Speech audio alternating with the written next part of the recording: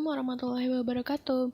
Sebelumnya perkenalkan nama saya Diana Jahardani, NPM 1913032443 dari Program Studi Pendidikan Pancasila dan Kewarganegaraan Universitas Lampung Angkatan 2019. Di sini kita akan membahas mengenai sistem ketatanegaraan Republik Indonesia. Yang pertama, itu kita akan membahas mengenai hukum dasar.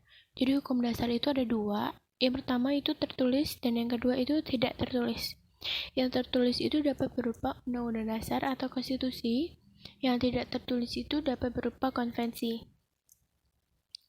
Nah, kalau konvensi itu merupakan hukum yang timbul dan terpelihara dalam praktek penyelenggaraan negara secara tidak tertulis.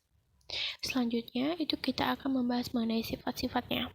Yang pertama itu ada sifat-sifat Undang-Undang Dasar 1945. Yang pertama itu rumusannya jelas.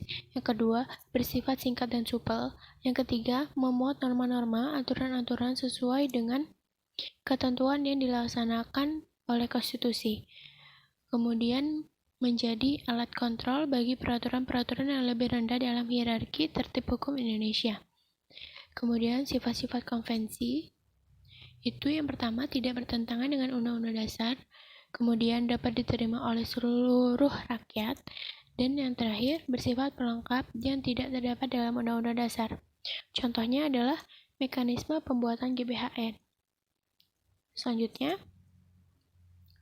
itu sebelum amandemen, Undang-Undang Dasar 1945 merupakan keseluruhan naskah yang terdiri atas pembukaan, itu terdiri 4 alinea, batang tubuh yang terdiri 37 pasal, yang dikelompokkan dalam 16 bab, 4 pasal aturan peralihan, dan 2 ayat aturan tambahan, serta penjelasan Undang-Undang Dasar 1945 yang terbagi dalam penjelasan umum dan penjelasan pasal demi pasal.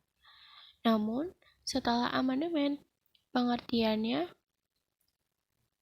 adalah hukum dasar yang tertulis yang bersifat mengikat pemerintah, setiap lembaga negara, setiap lembaga masyarakat, dan juga setiap organ negara Indonesia dimanapun berada, dan setiap penduduk yang ada di wilayah Republik Indonesia. Sebagai hukum, Undang-Undang Dasar berisi norma, aturan, atau ketentuan yang harus dilaksanakan dan ditaati.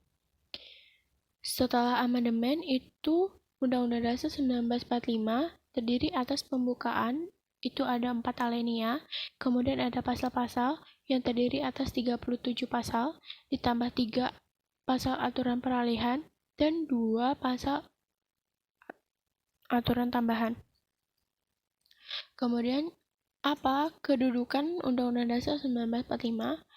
Itu yang pertama, Undang-Undang Dasar 1945 menempati kedudukan hukum tertinggi di Indonesia.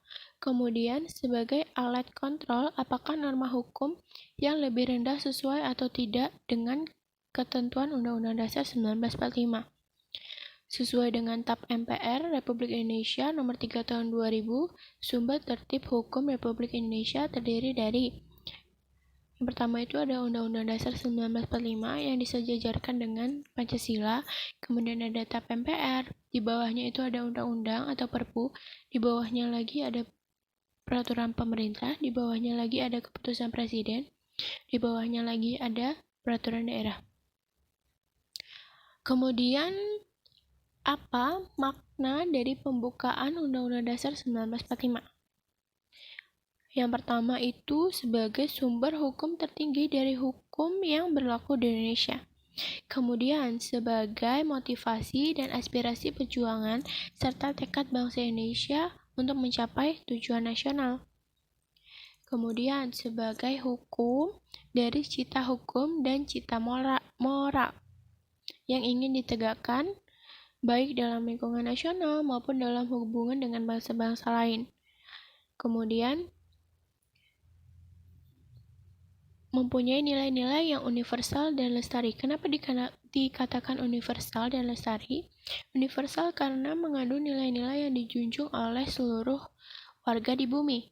Dikatakan lestari karena mampu menampung dinamika masyarakat dan akan tetap menjadi landasan perjuangan bangsa Indonesia.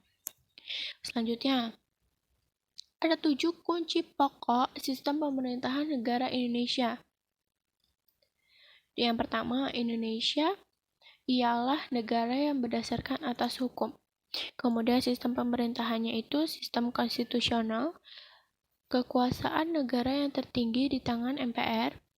Kemudian Presiden merupakan penyelenggara pemerintahan negara yang tertinggi di bawah MPR. Presiden tidak bertanggung jawab kepada DPR. Menteri negara ialah pembantu presiden. Menteri negara tidak bertanggung jawab kepada DPR. Dan kekuasaan kepala negara tidak tak terbatas. Ini sesuai dengan penjelasan Undang-Undang Dasar 1945.